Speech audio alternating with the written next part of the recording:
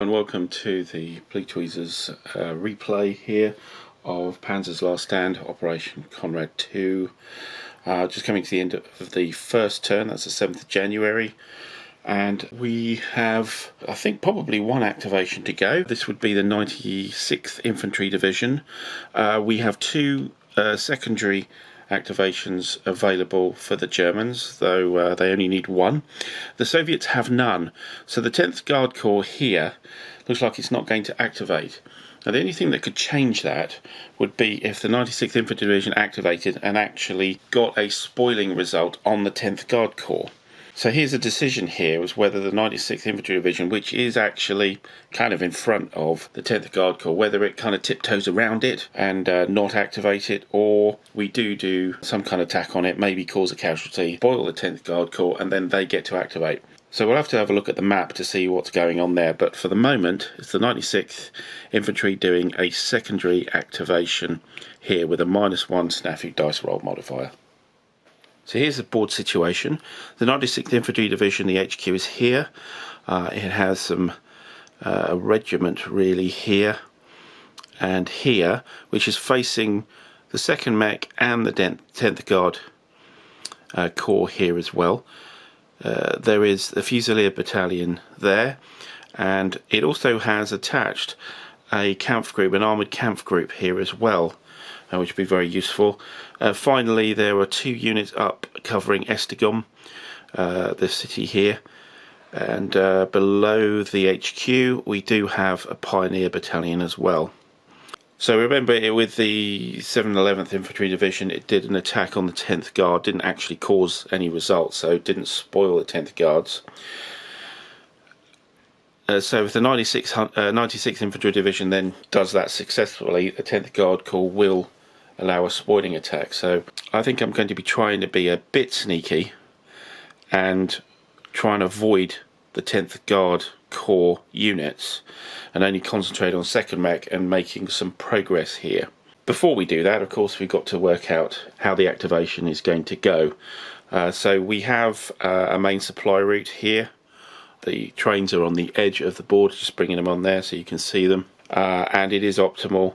There is no mixing, because even though the 7th and 11th are kind of in the middle of the 96th, the scenario says that's okay, so we can ignore that, and we don't want to do a recovery for them. So the next thing, of course, is to do the snafu roll. So looking at the snafu roll modifiers, they have a fatigue of 1, so it's a -1 there. They have the -1 from the secondary activation, from the activation display that we saw earlier. That's a -2. Optimal distance for the trains and the HQ is a +1, not using tracks or anything like that. So all that wrapped up together comes up with a -1 as the activation level. So let's see what the snafu looks like. It's an 8, which going to a 7 is actually a full activation. Now we place our objective markers. So as I stated before, I think we're trying to avoid annoying the 10th Guard, just so it doesn't give them an activation. So the 10th Guard are here and up here. The thing I'm really interested in is this gap that's appeared, which the 96th could exploit. Also there are some 2nd Mech units here as well. This one here, it's an IS breakthrough heavy tank regiment, only 1 step though, so I'm thinking maybe a good barrage there would be useful as well. So we could place an objective here, say here. Another objective may go here, but are we going to attack that 10th Guard unit? I'm inclined not to bother with that and just exploit the gap anyway. So we'll turn this one over to a double objective. So the first thing we want to do is to deal with this IS unit here with a barrage. We have, I believe, four artillery points available. We will attack it as well. So I'm thinking we would use 3 of those. And who will do the attacking? So we have this Pioneer battalion here which could move up, and I think what we'll do is we'll move him into that hex there, and we'll use him for the spotting. So 3 dice into there. So this is a hard AV unit for artillery, so therefore it's just a 6 to kill, but we do have 3, and it's only got 1 step, so we've got possibilities of removing it outright. So let's see how we go with that. 2 6s in fact, so yep, we do eliminate that unit, which does open things up quite a bit. The attack going forward was going to be with this unit, with an assist here, so we'll move that to there.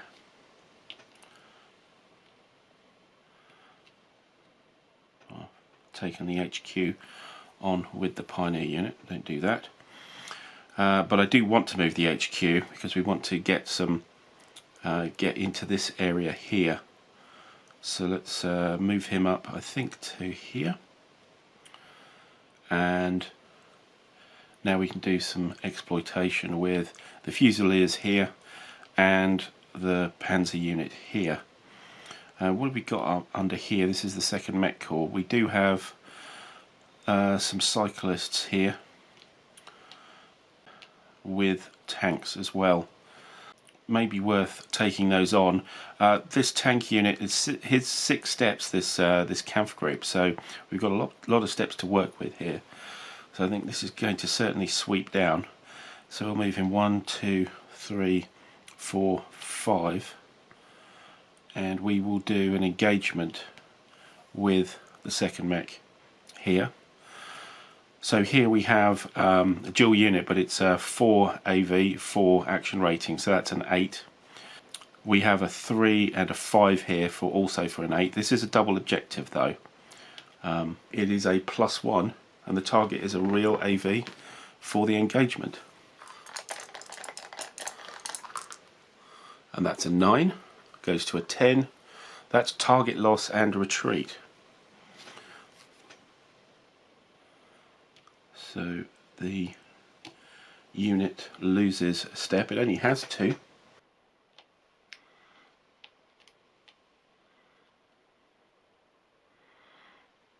And the retreat is from the engagement table, so it is 3 hexes.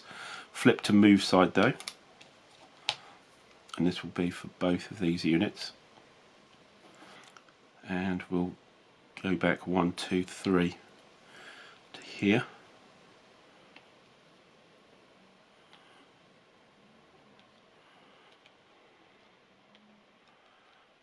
That gives us a bit more space here.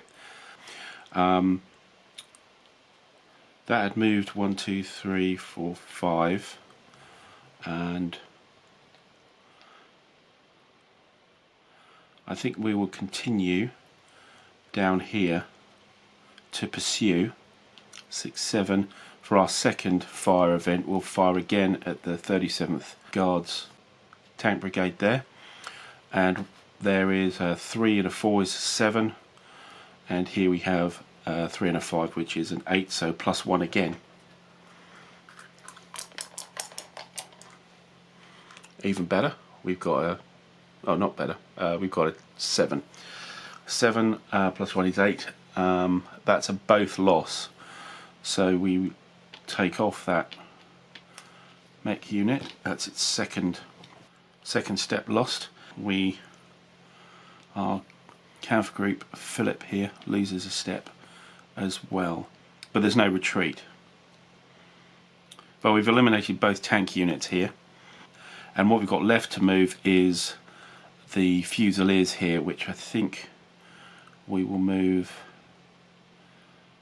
up to this point. I could flip him over, and then he's in truck mode, so could do quite well, but they've got coverage here. The retreat actually created a stop here, so I think we will keep him fire mode, and we'll move to there.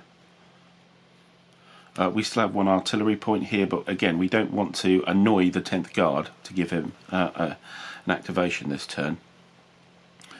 So that'll conclude.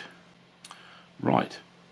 So as this was a secondary allotment and a secondary activation, there's no possibility of a second activation here for the 96th Infantry, but they've made a troublesome gap here.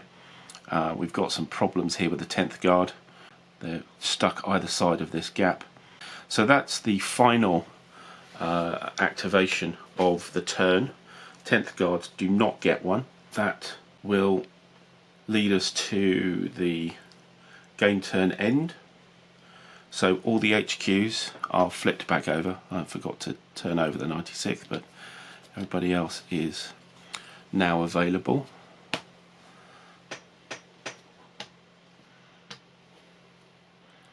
I've done that off camera to all the others. That's it for the turn. We just mark the turn advance and we're on to the 8th of January, and we're back to the pre-turn phase to do for that turn. So I'll see you on the next video. Bye for now.